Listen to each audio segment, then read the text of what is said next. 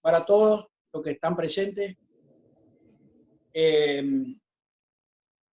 Vamos a hablar un poco esta enfermedad que se llama HLV de los cítricos. Es una enfermedad que no tiene cura, o sea, hasta el momento no se conoce ninguna cura y es una amenaza que ya está presente, sobre todo en la zona de Misiones, desde el año 2012. Yo le digo que es una enfermedad como una capilla de campo, porque no tiene cura. Entonces, para que se acuerden, ¿no es cierto? Es una capilla de monte que no tiene, porque del campo, digamos, que no tiene cura. El HLV quiere decir Wanlongbing, es un nombre en chino. Apareció en la década, el principio del siglo pasado, o sea que es una enfermedad milenaria, pero nunca se había presentado en América hasta el año 2004 aproximadamente, donde apareció en Brasil. Ahí se la descubrió en Brasil, en la zona de San Pablo, que es la zona citrícola por excelencia, y después rápidamente se distribuyó por toda América. Florida, Centroamérica, Cuba hizo un desastre en las plantaciones de pomelo, y está presente con bastante problemas en todos lados. Wanlongbing es el nombre en inglés y es el que tiene prioridad, digamos, porque fue el que primero se denominó a nivel mundial. Tiene otros nombres como greening, yellowing, que son sinonimias, digamos, que se utilizan, pero Wanlongbing es el que tiene la prioridad, ¿no es cierto? Eso habíamos visto cuando vimos los nombres de los agentes causales. Si ustedes ven en la imagen, acá en la L hay una chicharrita, un cílido en realidad, como el que causa el cílido de la yerba mate, el que causa el rulo, el mismo, que no es el mismo, pero es la misma, el mismo grupo, ¿no es cierto?, con aparato picador suctor, y es el vector el que transmite de planta a planta. Y ahí en esa posición está en 45 grados. Esa es la posición en que se coloca para alimentarse, digamos, de la planta. Como les decía, esta es una amenaza que ya está presente y que puede ser una oportunidad para el caso de Misiones, ahora como lo vamos a ver. ¿Cuáles son las sintomatologías? Está causado por una bacteria, como les decía, que es el Candidatus liberibacter asiático, que es el que realmente produce enfermedad. Hay otros candidatos liberibacter que son africanos, que está presente en el sur de África. Y otro que se descubrió en Brasil junto con esta enfermedad, que es el americano, pero ese es de muy poca virulencia, entonces casi está perdido. Como hablamos en sistemática, siempre la parte de los nombres es difícil, ¿no es cierto? Está en constante desarrollo, en constante evolución, y de ahí el nombre que viene de Candidatus. O sea, Candidatus es, Liberibacter va a ser el género candidato, digamos, para en el caso de que se apruebe. Esta es una bacteria que no se puede aislar, está en el floema. Así que tiene una forma de acción de impedir las sustancias que se trasloquen desde la parte aérea hacia la raíz. Es lo mismo que pasa con el amarillamiento del paraíso, ¿no es cierto? Sobre el floema, o sea, por lo tanto, afectan a la traslocación de sustancias elaboradas desde la parte aérea hacia la raíz. Los síntomas son bastante parecidos a lo que sería el amarillamiento del paraíso. Produce esos aclaramientos o amarillamientos en la zona de las hojas, ¿no es cierto?, foliar, y tiene la característica de ser asimétrico. El amarillamiento que tiene de un lado no se corresponde con el del otro lado de la hoja. Por lo tanto, a un parche amarillo le corresponde enfrente un parche verde. Y esa es la característica más importante, ¿no es cierto?, que tiene. La otra es el tamaño de la fruta. van a ver que el tamaño de la fruta es bastante reducido y también es como que pierde el eje central, o sea, se corre hacia uno de los costados. Por lo tanto, esa es una característica, o sea, que hay que cortar la fruta y ver si el centro, si la fruta es excéntrica, y esa es una sintomatología muy importante. Ahí está como se lo ve, con el centro corrido, y generalmente hay un aborto de las semillas, o sea, las semillas quedan abortadas y se puede observar presencia de goma en el albedo de la fruta, ¿no es cierto? Bueno, y este sería cómo se presenta inicialmente el amarillamiento, ¿no es cierto?, en la planta. Fíjense que es como si fuera una especie de zigzag. Y de ahí viene el nombre, ¿no es cierto?, acuérdense que los chinos tienen adoración por los dragones. Si ustedes ven, esto sería como la forma de un dragón, cómo se desplaza el amarillamiento en la planta, o cómo aparece el amarillamiento en la planta en forma inicial, y por lo tanto, de ahí viene un poco el nombre, ¿no es cierto? Quiere decir el quemado del dragón, el Wanglongbing, que se sintetiza como HLB, ¿no es cierto? Acá se pueden ver mejor la sintomatología. Fíjense que a una parte amarilla de un lado de la hoja le corresponde una parte verde del otro. Esto se conoce como el nombre de moteado. Moteado es la sintomatología. Y bueno, y el amarillamiento que se va generalizando a medida que la enfermedad va progresando. Esta enfermedad tiene un periodo de latencia desde que el vector afectado viene desde una planta enferma a una planta sana y empieza recién a los 3 a 6 años a mostrar sintomatología. Por lo tanto, una planta puede ser de apariencia sana, pero estar infectada, ¿no es cierto?, y ya ser transmisora del problema, ¿no? A través del vector o a través de yemas que se saquen de esa planta. Por eso la importancia, cuando vimos en biología, en virus, digamos, el indexado de las plantas madres para probar la sanidad de las plantas antes de usarlas como plantas madres para multiplicación, ya sea a nivel clonal, por enraizamiento o por injerto de yema o estaca. El vector, como les decía, se coloca en 45 grados, este es el estado adulto, tiene aparato picador suctor, por lo tanto se transmite, ¿no es cierto?, absorbe savia y también absorbe, digamos, el agente causal que lo va transmitiendo. Tiene esa coloración típica y es una de las formas, junto con el material propagativo, como les decía, de diseminar la enfermedad.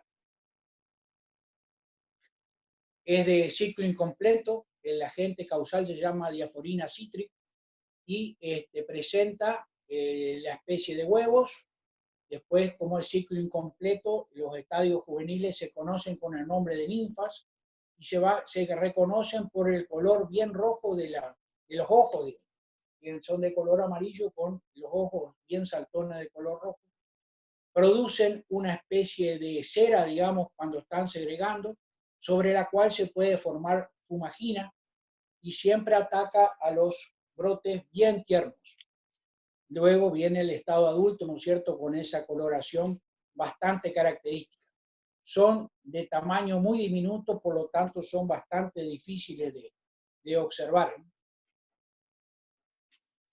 Bueno, esta es la presencia del vector en la Argentina antes de que aparezca ya la enfermedad. Por lo tanto, fíjense que en Misiones se considera una zona bastante libre de la presencia del insecto, al igual que Formosa y la zona de Tucumán y Catamarca. Sí está muy presente en Corrientes y en la zona citrícola de Entre Ríos y en Salta y Jujuy. Bueno, por eso vayan pensando en todo eso. Cuando empezamos, le dije que era una amenaza, pero que se podía volver una oportunidad. Bueno, esta sería una de las oportunidades. Ahora vamos a ver más adelante qué es lo que pasa en Misiones con esa baja población. Bueno, era una amenaza porque está presente en Brasil, en la zona del sur de Brasil, y está presente en el Paraguay, en los dos lados. Por lo tanto, hay una presión de inóculo muy importante, ¿no es cierto?, en esta zona fronteriza.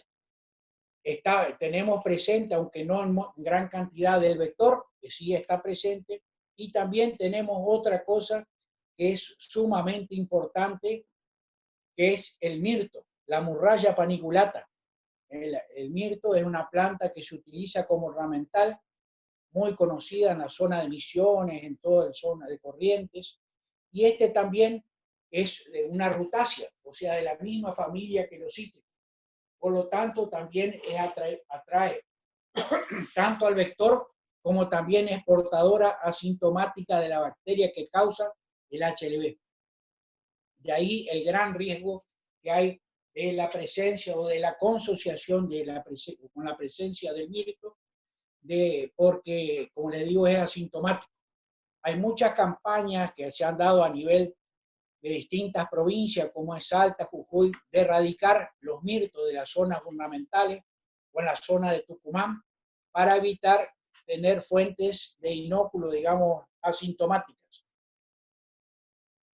Pero ahora vamos a ver en Misiones cómo nosotros lo hemos utilizado a través del tiempo, ¿no es cierto? Bueno, hay un programa nacional que se llama Programa Nacional de HLV, donde hay distintas instituciones oficiales como INTA, SENASA, el Instituto Nacional de la Semilla. En ese momento, cuando empezó el Ministerio de Agricultura, o todavía sigue siendo, empezó como Secretaría de Agricultura originalmente. La Estación Experimental Obispo Colombre, saben que Tucumán es el mayor exportador de limón de la Argentina, por lo tanto tiene mucha importancia la producción de cítricos, sobre todo de limón, en Tucumán. Formaba parte de esa comisión. AFINOA, que es la Asociación Fitosanitaria del Noroeste Argentino, y CEDNEA, que sería la Cámara de Exportadores de Cítricos del Noreste Argentino, o sea, del sector privado básicamente. Bueno, ese programa, esto tienen que tener en cuenta para aquellos que van a ser políticos en el día de mañana, cómo se formaría un programa, digamos, de cuarentena, ¿no es cierto? La fiscalización, que sería la parte de policía, de control, que está a cargo del SENASA, que es la que está encargada de fiscalizar la acción del programa, ¿no es cierto? Tiene el poder de policía de erradicar los focos infectados, digamos, de plantas que se encuentran. El monitoreo del agente causal y su vector a campo. Estos trabajaban todas estas instituciones que estamos hablando. Diagnóstico en laboratorio también corresponde. Esta es la capacitación y difusión, que sería cuando empezó el problema o antes de que aparezca el problema. Este programa está desde el año 2008, o sea, antes de que apareciera todo lo que sea la parte de prospección. Prospección significaría alertar al sector productivo y a la población en general la posibilidad de la entrada de alguna enfermedad en peligro, como en este caso el HLV, y tratar de que reconozcan la sintomatología, el vector y cuáles serían las consecuencias para que haya una mayor interés, digamos, en tratar de evitar la entrada de esta enfermedad, o en el caso de que entre, atacarla lo más rápidamente posible. Muy parecida a lo que está pasando hoy en día con el caso de este virus, del coronavirus. Estos equipamientos son básicamente para hacer la famosa PCR que se escucha cada rato por televisión, para los test, digamos, de diagnóstico de la presencia de la bacteria en las plantas hospederas, ¿no es cierto? Y investigación y desarrollo, que sería el último componente para este tipo de... Bueno, uno de los procesos de capacitación, hicimos un viaje a Altoña, digamos que es el sur de Brasil, donde fue, o sea, lo más cercano acá a Misiones, está presente la enfermedad, con un grupo de productores y también de técnicos, digamos, que están en la actividad citrícola, para que reconozcan la sintomatología. Se hicieron visitas a centros especializados como Estados Unidos, a Cuba, México, y bueno, como les estoy mostrando acá en la foto, a Brasil, ¿no es cierto?, para conocer cómo son las características de la enfermedad, cómo son la sintomatología y cuáles serían las alternativas que tendríamos para el manejo de la enfermedad. Otra de las capacitaciones fue la traída de expertos, en este caso para capacitar a personas, digamos, a productores o a personal para reconocimiento sobre todo del vector, porque en ese momento todavía la enfermedad no estaba presente. Esto se hizo en todas las zonas productoras del país. Vinieron brasileros, franceses, el doctor Bobé, que es especialista en cítricos, en esta enfermedad, específicamente de Francia. Así que hubo un muy fuerte proceso de capacitación. Reconocimiento del insecto vector y también de sus posibles parasitoides. Esto se produjo en todas las zonas cítricos, como decía, del país. Y básicamente preparar a monitoreadores SENASA, que son los que iban a recorrer a nivel de plantaciones, digamos, para encontrar la sintomatología. Hubo muchos procesos de difusión en televisión, en trípticos, digamos, en folletos, sobre todo en los aeropuertos hubo mucha información, digamos, para tratar de evitar que se ingrese al país material vegetal sin autorización, que creo que esta es una de las formas en que ha entrado a Brasil y también a la República Argentina, ¿no es cierto? Pero esto es casi imposible, ¿no es cierto? Ahora vamos a ver el tema de nuestra frontera, que son muy permeables, y también hay un contrabando de plantas que es muy importante y que es una forma de difusión muy importante. Se hicieron acciones de difusión con Bolivia, con Paraguay, para que son países limítrofes, ¿no es cierto?, que tengan cuidado, digamos, con respecto a esta enfermedad, tratar de que reconozcan cuál es la sintomatología, la forma de transmisión, de diseminación. En todos los eventos y fiestas regionales, sobre todo en zonas citrícolas, de Misiones, de Corrientes, de Formosa, se hicieron stand, digamos, para reconocimiento de toda esta sintomatología del vector, básicamente, presentaciones en congresos, jornadas, talleres, en la prensa oral, escrita y en la televisión, o sea, una difusión bastante amplia y bastante interesante. Bueno, acá está la zona citrícola del país, ¿no es cierto? Las remarcadas con amarillo son las más importantes, digamos, que tenemos.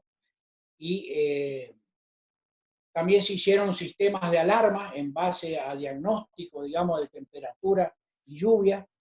Y fíjense la contradicción, ¿no es cierto? Acá con el tema de la temperatura, en este sistema de alarma da como que Misiones es una zona de alta peligrosidad y sin embargo hay una menor peligrosidad en la zona citrícola de Corrientes y de Entre Ríos, que era donde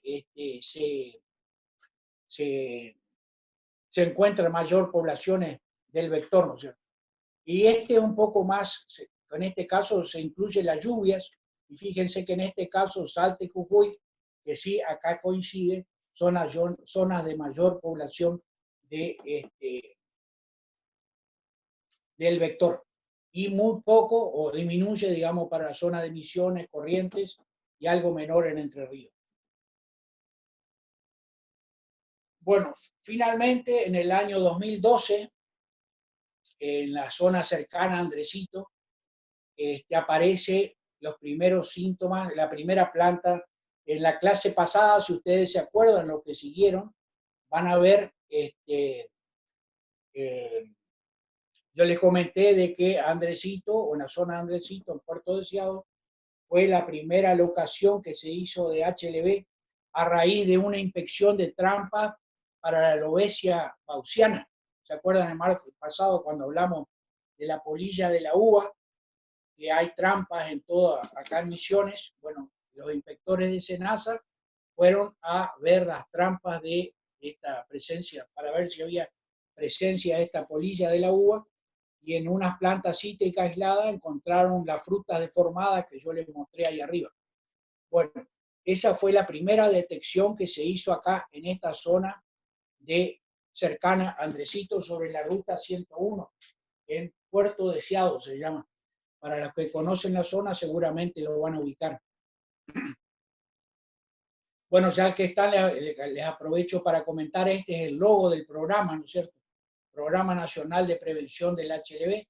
Fíjense, hay una mano que como que frena, ¿no es cierto?, a la entrada de fruta cítrica de contrabando.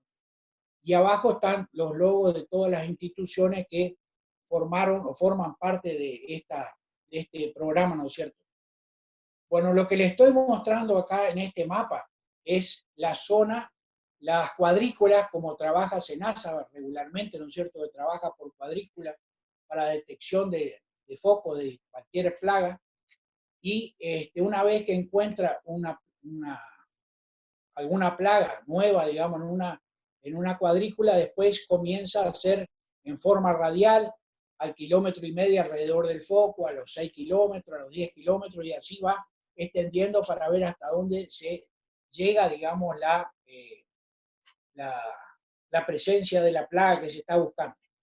Bueno, como les decía, en esta zona fue la primera detección, y si ustedes observan, esta es la ruta, acá la que va acá es la 101, que viene desde Bernardo Irigoyen y termina en Iguazú, ¿no es cierto? Esto que estamos viendo más oscuro es el Parque Nacional Iguazú y el Uruguay.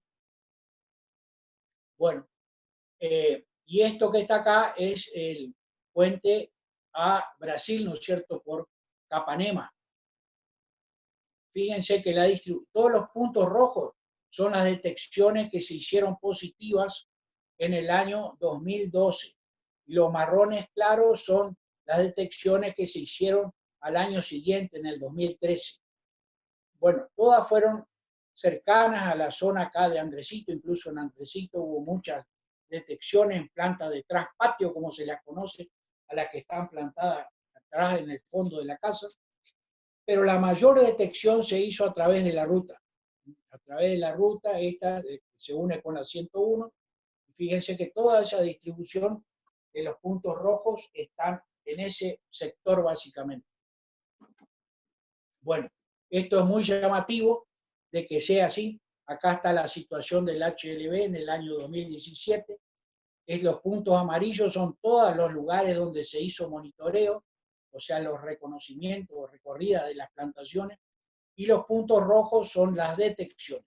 Fíjense que toda la zona limítrofe, ¿no es cierto?, tanto con Paraguay como con Brasil, y en esta parte de Brasil son donde se encuentra la mayor cantidad de plantas positivas, ¿no es cierto? Bueno, ahí está nuevamente más esquematizado, digamos, todo lo que se encuentra en los puntos rojos. Los puntos azules son muestras de insectos. Fíjense que acá en Misiones el insecto vector casi no se ha encontrado, ¿no es cierto?, básicamente. Y esto ahora después les voy a explicar un poco por qué.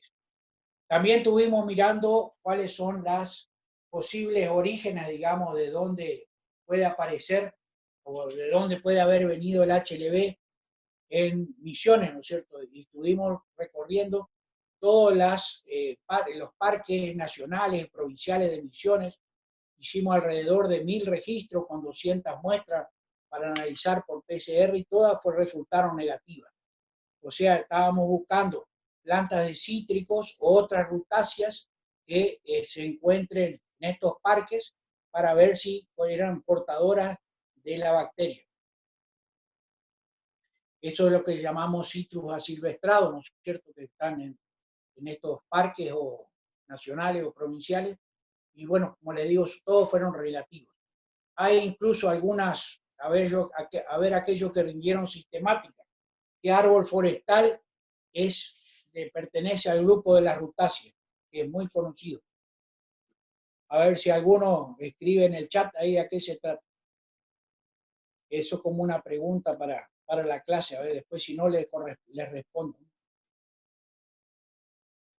Bueno, fíjense con respecto al vector, digamos, que es el que transmite la enfermedad. Esta es la población de diaforina. Fíjense que muy poco número de individuos por trampa por día, no pasa de 1 en plantaciones cítricas, y de mirtos, muy baja población. Y esta que está en punto celeste es el controlador biológico, la Tamarixia radiata, que es un microhimenóptero. Está en alta población y generalmente cuando hay un pico o crecida de presencia de la diaforina o del vector, proviene después un pico de crecimiento de Tamarixia. Y esta es una de las características por las cuales yo les digo la presencia de HLB no es muy importante en Misiones. Desde el año 2013, donde se hizo la primera detección, a la actualidad, solamente se han encontrado unas 300 plantas que son portadoras de la enfermedad, las cuales fueron erradicadas, y algunas de ellas en plantaciones comerciales, que fueron bastante problemáticas y mucha gente se ha de acordar, ahí sobre todo en la zona del Dorado, los problemas que hubo con algunos productores, digamos, y con el SENASA, de unos enfrentamientos bastante fuertes, ¿no es cierto?, en ese sentido, para evitar la erradicación de las plantas que eran enfermas. Bueno, este es un motivo de los principales por los cuales yo creo que la oportunidad de la citricultura en Misiones es posible, digamos, porque la presencia, si bien está la amenaza, la presencia de la enfermedad, esto se hace, se difunde poco porque el vector está controlado por el controlador biológico. ¿Cómo apareció la enfermedad? Bueno, este es en junio de 2015 en una plantación comercial. Fíjense, acá aparece sobre el borde de un lote. Acá a la derecha está la ruta 101. Esta es una plantación de mandarina que está sobre la ruta 101 en Piñalito Norte. Bueno, está a unos 50 metros de la ruta 101, este lote ubicado, y las dos primeras plantas que se encontró en junio de 2015 se encontraban sobre la bordura. Este es un indicador sí o sí de que la presencia de la enfermedad es debido a la acción del vector.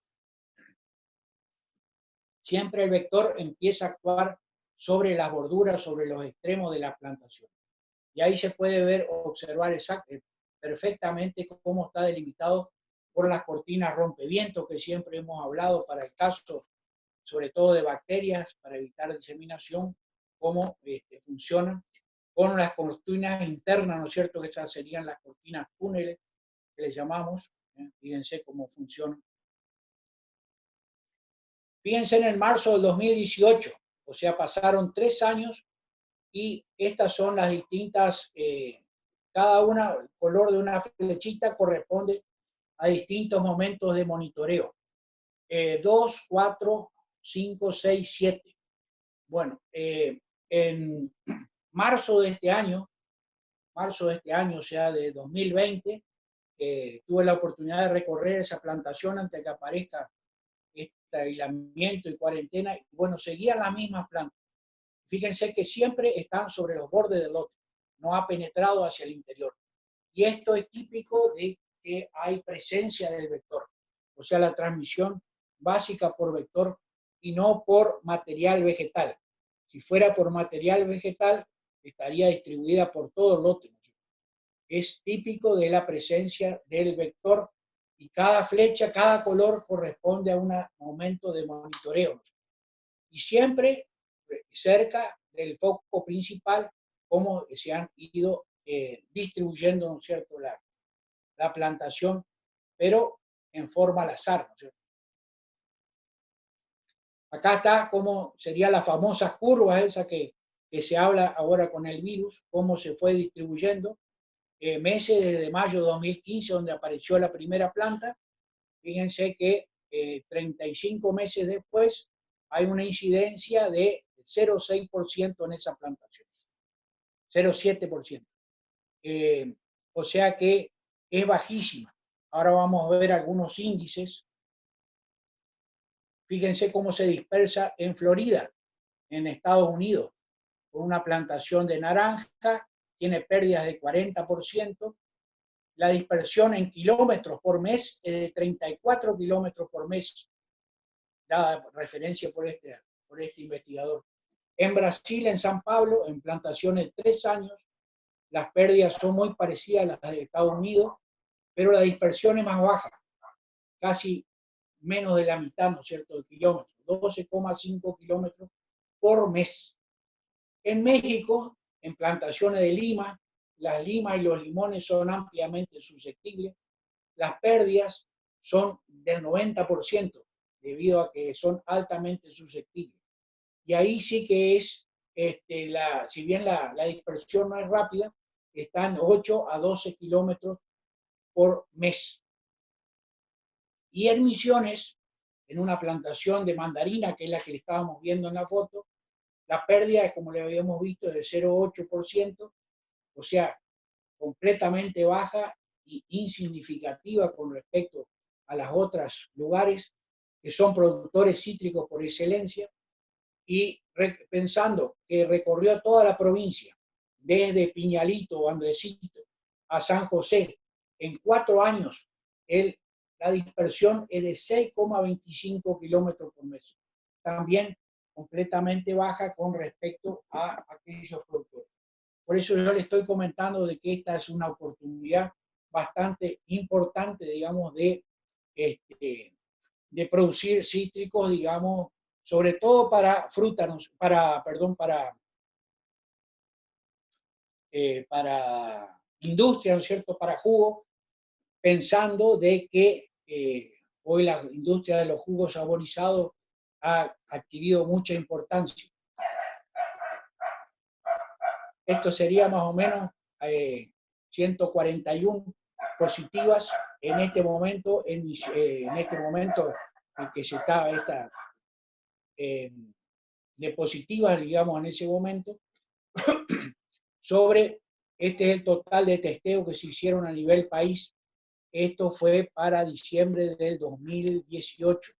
18.610 plantas, 9.315 muestras que se tomaron, ¿no es cierto? En este caso eran del vector. En Monte Carlo solamente, fíjense la diferencia, 41 muestras se tomaron, mientras que en Jujuy 7.700, en Concordia 10.400. Esto está indicando la diferencia que hay en cuanto a la cantidad de vectores que hay presentes, ¿no?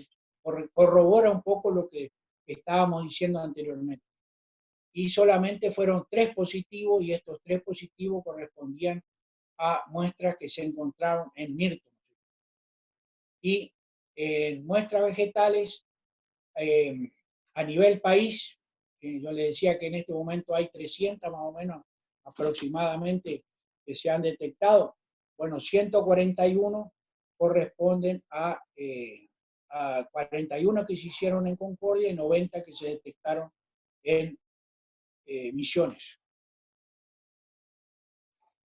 Estos síntomas aparecen mucho más frecuentes en los meses de invierno, en estos 3 años.